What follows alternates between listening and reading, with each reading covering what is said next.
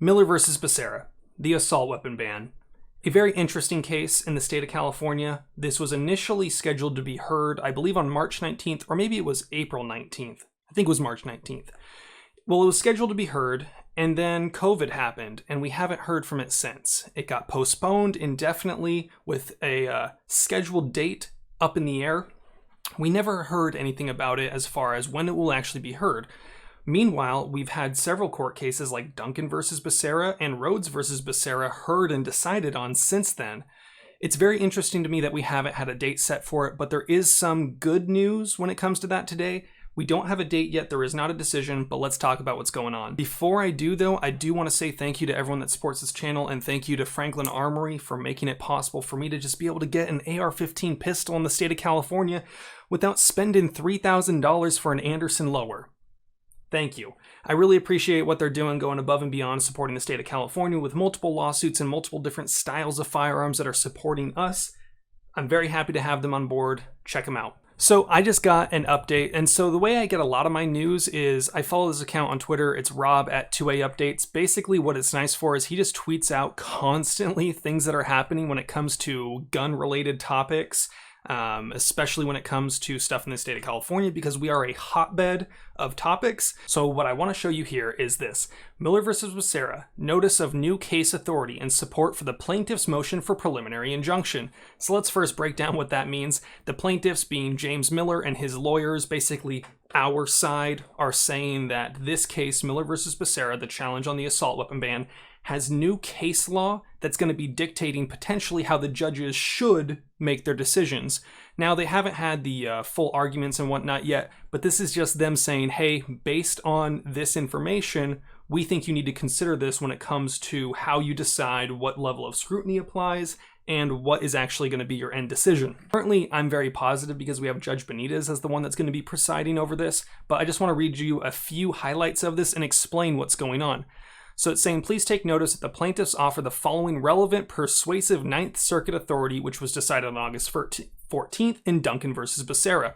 For those of you that don't know, the three-judge panel on Duncan versus Becerra said that the state's ban on high-capacity or large-capacity magazines, as the state refers to it, was unconstitutional, and it triggered strict scrutiny, meaning that you have to be significantly more targeted and a lot more specific with the laws that you're using if it's going to infringe upon the right to keep and bear arms. So basically, here's the very short version of what's going on. Duncan versus Becerra was heard at the Ninth Circuit. It is currently being appealed en banc. However, it has not been taken up en banc. So currently, the decisions that were made in Duncan versus Becerra are the current law of the land in the Ninth Circuit. Miller versus Becerra this court case is using the arguments from Duncan versus Becerra saying that strict scrutiny applies, which is great for us because that would mean that they would have to prove indefinitely that it doesn't affect our ability to keep and bear arms, and that it is targeted and specifically solves the problem that they are trying to alleviate by banning those guns, which we both know they're not going to be able to do that. They're not going to be able to prove that it solves crime, and they're not going to be able to prove that it does not infringe our rights to keep and bear arms. Pretty simple.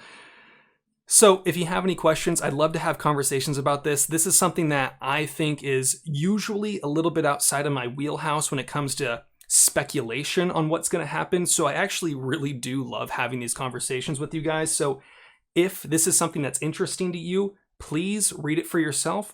Take a look at it, go look online, see what other people are saying, come back here and let's have those conversations. I'm going to be checking the comment section of this pretty regularly. If I was wrong on anything, feel free to let me know and I'll pin that comment if it's a good enough, well-structured out and whatnot, and we can have those conversations. I'd really love to do that. Y'all know the drill though. Have fun, be safe, stay dangerous. Peace.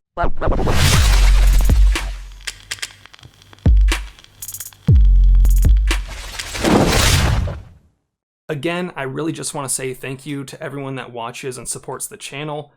Surprisingly, there's still like 60 to 70% of the people that watch any given video that aren't actually subscribed, which is surprising. It's kind of cool, I guess, but at the same time, I'd love to have them keep coming back. YouTube has been doing this thing where longtime subscribers, even my YouTube live chat mods, have been getting unsubscribed, so maybe just check it out. Make sure you're still subscribed, because even though you're seeing my videos in your recommended feed does not mean you're actually subscribed. Thank you.